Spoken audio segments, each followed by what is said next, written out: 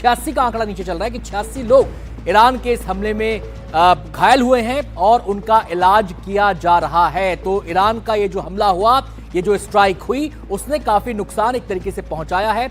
जानी क्षति की भी कोई जानकारी सामने नहीं आई है, लेकिन 86 लोग जख्मी हुए, ये जानकारी जरूर सामने आ रही है। इमारतों को काफी नुकसान पहुंचा है, वो तस्वीरों को देखकर भी आप अंदाजा लगा सकते हैं। 3 शहरों को निशाना बनाया गया था, तेल अवीव, यरूशलेम और इसके अलावा हाइफा में बताते हैं कि ज्यादा असर देखने को मिला। तेल अवीव की कुछ इमारतें इस स्ट्राइक की जद में आई, मिसाइलों की जद में आई, वहां से लोगों को इवैक्यूएट किया गया। आईडीएफ मौके पर पहुंच चुकी है और रेस्क्यू ऑपरेशन चलाया जा रहा थी।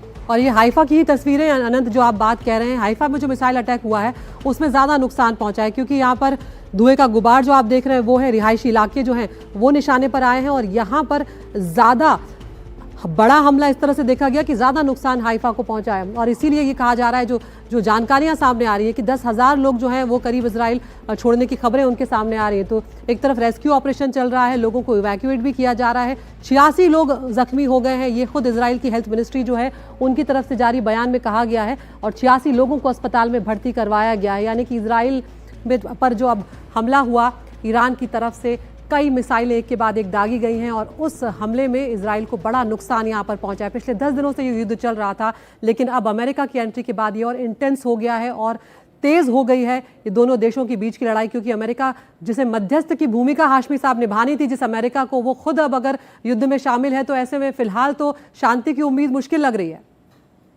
मुश्किल है, क्योंकि IRGC जो रिपब्लिकन गार्ड है, ईरानियन रिपब्लिकन गार्ड का भी बयान आया है अभी कुछ देर पहले कि जंग तो अभी शुरू हुई है, the war has just started, ये उसका बयान आया है।